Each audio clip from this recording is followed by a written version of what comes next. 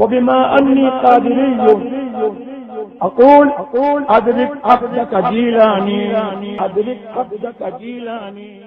मुअज़्ज़ज़ उलमाए मिल्लत इस्लामिया, नौजवान साथियों, बुजुर्गों और दोस्तों, अजीज बच्चों, अस्सलामु अलैकुम व रहमतुल्लाहि व बरकातुहू। अल्हम्दुलिल्लाहि रब्बिल आलमीन वस्सलातु वस्सलामु अला सय्यिदिल अंबियाइ वल मुरसलीन व अला आलिहि तय्यबीन अत्ताहिरीन व अस्हाबिहिल हादीन अल महदिय्यीन, अम्मा बाद। फ़अऊज़ु बिल्लाहि मिनश शैतानिर रजीम, बिस्मिल्लाहिर रहमानिर रहीम।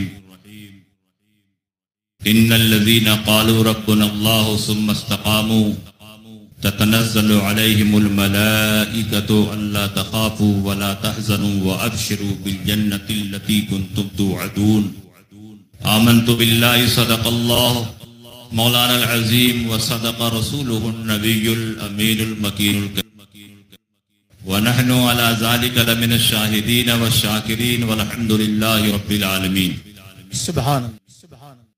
कुछ कहने और सुनने से पेशतर आइए हम और आप मिलजुल कर इंतहाई अकीदत व एहतराम के साथ बारगाह रिसालत मआब सल्लल्लाहु अलैहि वसल्लम में हदिया दुरूद व सलाम पेश करें। अल्लाहुम्मा सल्लि अला सय्यिदना व हबीबिना व मौलाना मुहम्मदिन व बारिक व सल्लिम व सलामन अलैका या रसूल अल्लाह सल्लल्लाहु तआला अलैहि वसल्लम। हजरात, आज हम और आप आलम इस्लाम की अजीम शख्सियत, वारिसे उलूम आला हजरत, फख्रे अजहर, मेहमान काबा, ताजुश शरिया हजरत अल्लामा मुफ्ती मोहम्मद अख्तर रजा खान अलैहि रहमतो व रिज़वान के उर्से पाक में हाजिरी की सआदतें हासिल कर रहे हैं। सुभान। हुजूर ताजुश शरिया अलैहि रहमतो व रिज़वान की जिंदगी के बेशुमार गोशे हैं, आपकी जिंदगी के बहुत से अबवाब हैं और हर बाब निहायत रोशता है। मुख्तसर से वक्त में आपकी जिंदगी के किसी भी गोशे को उजागर नहीं किया जा सकता। थोड़ा सा वक्त है।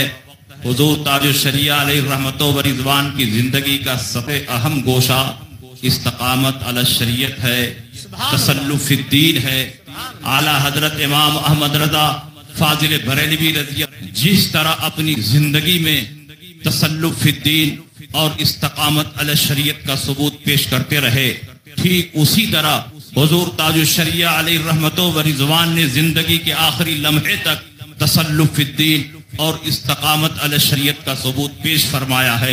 हुजूर ताजुश शरिया अलैहि रहमतो व रिज़वान ने जो फतवा दिया, जिंदगी लम्हे तक उस फतवे पर अमल करते रहे। ऐसा कभी नहीं कि आपने फतवा कुछ और दिया हो और अमल कुछ और हो। हुजूर ताजुश शरिया अलैहि रहमतो व रिज़वान ने तस्वीर और मूवी के हराम होने का फतवा दिया है तो पूरी जिंदगी तस्वीर और मूवी से बचते रहे।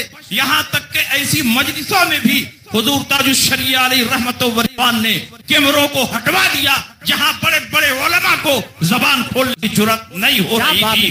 हुजूर ताजुश शरिया ने अगर फतवा दिया कि माइक की इब्तिदा नाजायज़ व हराम है, माइक की आवाज पर रुकू और सजदा करने से नमाज फासिद हो जाती है, हुजूर ताजुश शरिया ने जिंदगी के आखिरी लम्हे तक इस फतवे पर अमल किया है।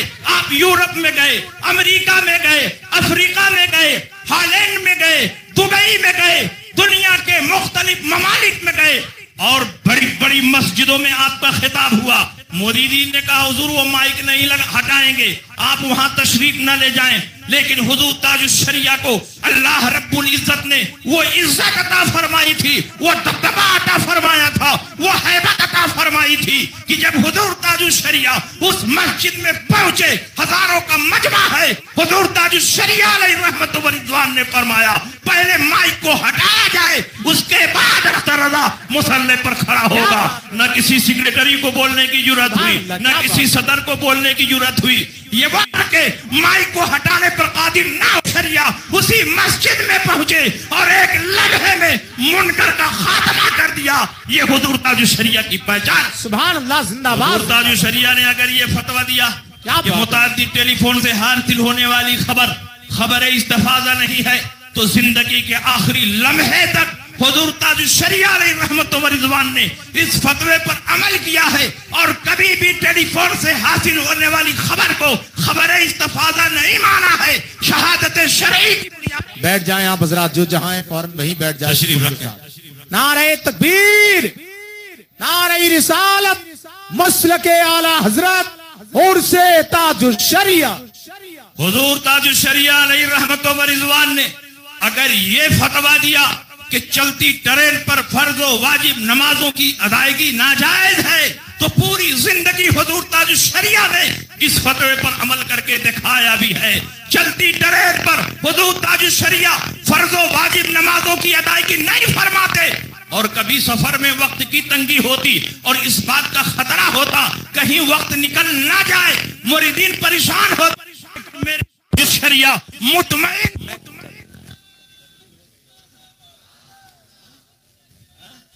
जिंदाबाद जिंदाबाद माशाअल्लाह जिंदाबाद। चलिए 2 मरतबा माइक का कनेक्शन कट चुका। हुजूर ताजुश शरिया अलैहि रहमत व रिज़वान को 2012 में मैंने मुबारकपुर मदऊ किया। हुजूर ताजुश शरिया की बारगाह में मैंने गुजारिश की और गुजारिश करते ही दावत कबूल हो गई। हजरत मुफ्ती शुएब रजा साहब हुजूर ताजुश शरिया को लेकर बरेली से निकले और बनारस में पहला क़याम था और दूसरे दिन मुबारकपुर जाना था। मुफ्ती शुएब रजा साहब अलैहि रहमत व रिज़वान ने मुझसे बयान फरमाया कि वक्त में तंगी पैदा हो चुकी थी और बज़ाहिर ट्रेन के रुकने का कोई इम्कान नहीं नजर आ रहा था। फास्ट ट्रेन थी, दरमियान में कोई स्टॉप नहीं था, वक्त में तंगी थी। हमने कहा हुजूर वक्त निकलता जा रहा है। हुजूर ताजुश शरिया वजू फरमा कर बैठे हुए हैं, ट्रेन के रुकने का इंतजार हो रहा है। मुफ्ती शुएब रजा ने कहा हुजूर लाइट वाले इमरान भाई मुफ्ती शुएब रजा अलैहि रहमत व रिज़वान ने इस करामत को मेरे मोबाइल पर टाइप करके भेजा। कहा वक्त में तंगी थी, हम लोग हैरान परेशान थे, हुजूर ताजुश शरिया चलती ट्रेन पर फर्ज व वाजिब नमाजों की अदायगी के लिए किसी कीमत पर तैयार नहीं थे। थोड़ा सा वक्त बचा था, हुजूर ताजुश शरिया अलैहि रहमत व रिज़वान ने तसर्रुफ फरमाया। ट्रेन के रुकने की कोई सूरत नजर नहीं आ रही थी। जैसे ही हुजूर ताजुश शरिया ने गर्दन झुकाई, तसर्रुफ फरमाया, अल्लाह रब्बुल इज्जत ने उसी बयान में ट्रेन को रोक दिया और जब तक ताजुश शरिया नमाज पढ़ते रहे ट्रेन चली नहीं। जैसे ही ताजुश शरिया ने सलाम फेरा है फिर ट्रेन रेंगने लगती है। ये मेरे हुजूर ताजुश शरिया की करामत भी है और इस्तकामत भी है। 2002 का ये वाकया है। साउथ अफ्रीका में एक शहर है लेडी स्मिथ, वहां का एक दारुल उलूम है, दारुल उलूम कादिरिया। उस जमाने में मैं दारुल उलूम कादिरिया में मुकीम था, तदरीस और इफ्ता के फराइज अंजाम दे रहा था। कुछ सालों के लिए छुट्टी लेकर मैं गया था। अवैस रजा कादरी जलसे में मदऊ थे, बड़े बड़े उलमा और मशाइख मदऊ थे। हुजूर ताजुश शरिया अलैहि रहमत व रिज़वान भी इंडिया से पहुंचे हुए थे। हर तरफ कैमरा लगा हुआ था। जैसे ही हुजूर ताजुश शरिया जलसगाह के करीब पहुंचे, सारे के सारे कैमरा वाले अपना अपना कैमरा लेकर भागने लगे। हुजूर ताजुश शरिया जब स्टेज पर पहुंचते हैं उस वक्त आपकी आंखों की बीनाई बिल्कुल सलामत थी। हुजूर ताजुश शरिया फौरन अवैस रजा कादरी के पास गए और उनके कान के पास अपनी आंख को लगा करके कुछ देखा और फरमाया कि पगड़ी की पेच कान पर भी है कि नहीं है। तुम पाकिस्तानियों की आदत है कि पगड़ी बांधते हो तो कान के ऊपर से पगड़ी बांधते हो, ये खिलाफ सुन्नत है। दावत इस्लामी के मुबल्लिगीन को भी आपने देखा होगा, सुन्नी दावत इस्लामी के मुबल्लिगीन को भी देखा होगा, ये सर पर अमामा लपेटते हैं तो कान पर पगड़ी का कुछ भी हिस्सा नजर नहीं आता। हुजूर ताजुश शरिया अवैस रजा के पास पहुंचे, आपने फरमाया ये खिलाफ सुन्नत है, पगड़ी बांधो तो पगड़ी का कुछ हिस्सा कान पर भी होना चाहिए। एक साहब ने सवाल किया कि फिक़े हनफी में कहीं इसका कोई जुजिया मौजूद नहीं है कि पगड़ी की पेच कान पर भी होना चाहिए। हुजूर ताजुश शरिया अलैहि रहमत व रिज़वान ने फरमाया कि जुजिया नहीं है तो कुल्लिया तो है। अल उज़नानो मिनर राह, ये कान सर ही का हिस्सा है। जब सर पर पगड़ी बांधते हो तो इस कान पर भी पगड़ी का कुछ हिस्सा होना चाहिए। नारे तकबीर। सारे लोग अपने हाथों को उठाकर जवाब दें। नारे तकबीर, नारे रिसालत, मसलके आला हजरत और से ताजुल शरिया, फैजाने हुजूर ताजुल शरिया। हुजूर ताजुल शरिया अलैहि रहमत व रिज़वान की इस्तकामत का ये आलम, तसल्लुफ फिद्दीन का ये आलम और मुनकर को मिटाने का ये जज्बा कि जब भी आपके पास कोई आता और मुसाफा करता तो उसके हाथ पर नजर फरमाते, अगर हाथ में चैन होता उसको उतरवाते, अगर उसकी उंगलियों में कई कई अंगूठियां होती उसको उतरवाते, अगर उसके हाथ में कड़ा होता उसको उतरवाते, चाहे वो वक्त का वजीर हो, चाहे वो वक्त का अमीर हो, चाहे वक्त का सुल्तान हो, लेकिन ताजुल शरिया अलैहि रहमत व रिज़वान हुक्म शरा बयान करने में किसी का चेहरा नहीं देखते थे। ताजुल शरिया देखते थे तो किताबुल्लाह देखते थे, सुन्नत रसूल देखते थे, फिक़े हनफी के जुज़ियात देखते थे, रज़ा इलाही को देखते थे। ताजुल शरिया ने बड़े से बड़े सेठों और बड़े से बड़े अमीरों को भी हुक्म शरा पर गर्दन झुकाने पर मजबूर कर दिया है। ये ताजुल शरिया अलैहि रहमत व रिज़वान की शान। हुजूर ताजुल शरिया अलैहि रहमत व रिज़वान एक बार दुबई तशरीफ ले गए। अल्लामा अब्दुल मुस्तफा हशमती सतीश फरमा है, इन्होंने अपने मकाले में इसको जिक्र किया और कई मकाला निगारों ने इस वाक़े को बयान किया। दुबई में एक सेठ साहब थे, उनका नाम अब्दुल रज़ाक, बहुत बड़े सेठ थे। वो अरबपति नहीं, एक खरबपति थे। गोल्डन और सोने का बहुत बड़ा उनका व्यापार था।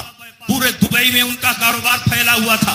वो कई मालिक थे, कई कंपनियों के मालिक थे और रमजानुल मुबारक में वो हिंदुस्तान से, पाकिस्तान से हुफ्फाज को बुलाकर अपनी कंपनियों में रखते थे ताकि काम करने वालों को नमाज पढ़ने और तरावी पढ़ने में कोई दुश्वारी ना हो। हुजूर ताजुल शरिया अलैहि रहमत व रिज़वान दुबई तशरीफ ले गए। वो सेठ साहब मिलने को तशरीफ लाए, वो भी हुजूर ताजुल शरिया के मुरीद थे। किसी साहब ने कह दिया, हुजूर इनकी कंपनी में एक वहाबी तरावी की नमाज पढ़ा रहा है। इतना सुनना था कि हुजूर ताजुल शरिया के चेहरे पर जैसे गज़ब के आसार नुमाया हो गए। पुरजलाल लहजे में उस खरबपति सेठ को डांटते हुए फरमाया, तुम्हें शर्म नहीं आती? तुम अपने आप को मेरा मुरीद वहाबी हाफिज के पीछे तुम्हारी कंपनी में वर्कर नमाज पढ़ रहे हैं। उसने कहा, हुजूर मेरे पास बहुत सी कंपनियां हैं, बहुत सी फैक्ट्रियां हैं, मुझे नहीं मालूम कि किस फैक्ट्री में कौन देवबंदी हाफिज आ गया है, मैं उसकी तहकीक करूंगा, उसको निकालूंगा। हुजूर आपकी बारगाह में मैं तौबा करता हूँ, रब की बारगाह में इस्तग़फ़ार करता हूँ, आपसे माफी मांगता हूँ, आइंदा ये खता नहीं होगी। अब जो भी हाफिज रखा जाएगा पूरी तहकीक के बाद रखा जाएगा। किसी वहाबी देवबंदी हाफिज को अब मेरी कंपनी में कोई जगह नहीं मिल सकती है। हुजूर मुझे माफ फरमा दे। हुजूर ताजुल शरिया खुश हो गए और देवबंदियों के अकायदे बातिला से फरमाया और इरशाद फरमाया कि हमेशा वहाबियों देवबंदियों से दूर रहो। हुजूर ताजुल शरिया के चेहरे पर खुशी और मसरत के आसार नुमाया हो गए। हमने कहा, हुजूर हमेशा आप मेरे गरीब खाने पर तशरीफ लाते हैं, आप मेरे गरीब खाने पर तशरीफ ले चले। हुजूर ताजुल शरिया का एहतियात देखो, आपने फरमाया कि अभी सफर में तो मैं नहीं जा सकता, तुमने अभी अभी तौबा की है, अगर तुम अपने तौबा पर कायम रहे और आइंदा आऊंगा सब कुछ ठीक ठाक रहा तो मैं तुम्हारे मकान पर जाऊंगा। बताओ इस दौर में कौन पीर है जो खरबपति सेठों के मुकाबले में इतनी मजबूती के साथ एक हक और इत्ताले बातिल का फरीज़ा अंजाम दे रहा है। कितने पीर आपको मिल जाएंगे, कितने आलिमात को मिल जाएंगे कि चंदों की वजह से उनकी कोर दब जाती है, मदरसे की वजह से वो अपनी बात नहीं कह पाते हैं। ये सेठ कहीं नाराज ना हो जाए, मेरी मुरीदी से कहीं बाहर न चला जाए, किसी और के खेमे न चला जाए। दुनिया भर की मसलहतें उनके सामने होती हैं, लेकिन ताजुल शरिया सेठों का चेहरा नहीं देखते, उनकी दौलत नहीं देखते। ताजुल शरिया के दिल में ये तमा नहीं होती थी कि ये मुरीद मेरी मुरीदी से बाहर हो जाएगा, चाहे मेरा मुरीद रहे या ना रहे, लेकिन हुक्म शरा पर गर्दन छुपाना लाजिम है। ताजुल शरिया अगर देखते थे तो रज़ाए इलाही को देखते थे, रज़ाए मुस्तफा को देखते थे, इस्तकामत अला शरीयत को देखते थे। हुजूर ताजुल शरिया ने इस्तकामत अला शरीयत और तसल्लुफ फिद्दीन की वो मिसाल कायम की है कि पूरे हिंदुस्तान में नजर दौड़ाओ तो दो चार पीरों को छोड़कर ताजुल शरिया के इस्तकामत की कोई नजीर और मिसाल नहीं मिलेगी। इन्हीं बातों के साथ मैं आपके दरमियान से रुखसत हो रहा हूँ और अल्हम्दुलिल्लाह हुजूर कायदे मिल्लत अल्लामा मुफ्ती असजद रजा खां दामत फयूदहुम भी हुजूर ताजुश शरिया के नक्शे कदम पर चलते हुए नजर आ रहे हैं। हुजूर असजद मियां के अंदर भी तसल्लुफ फिद्दीन है, इस्तिकामत अला शरीयत है। हुजूर असजद मियां भी मामलात में किसी की परवाह नहीं करते। अगर उनको परवाह होती है तो शरीयत की फिक्र होती है, रज़ा इलाही की फिक्र होती है, मसलक की फिक्र होती है। बड़े बड़े खरीदने वालों ने हुजूर असजद मियां को खरीदने की कोशिश की, लेकिन दुनिया की कोई ताकत असजद मियां को खरीद ना सकी। ये वो सिक्का है जो बाजार मुस्तफा में बिक चुका है। दुनिया की कोई कंपनी, दुनिया का कोई नोट, दुनिया की कोई करेंसी हुजूर ताजुश शरिया के शहजादे को नहीं खरीद सकते। बेशक यही तो बरेली का इम्तियाज है, यही तो बरेली का बरेली की खुसूसियत है। इन्हीं बातों के साथ मैं दरमियान से रुखसत हो रहा हूँ। हुजूर कायदे मिल्लत के दामन को मजबूती से थामे रहो। इस दौर में मसलक आला हजरत के सबसे मजबूत तर्जमान हुजूर कायदे मिल्लत है। उनके दामन को पकड़े रहोगे तो इस्तिकामत अला शरीयत की दौलत हासिल रहेगी। वाखिर दावाना अनिल हम्दुलिल्लाहि रब्बिल आलमीन।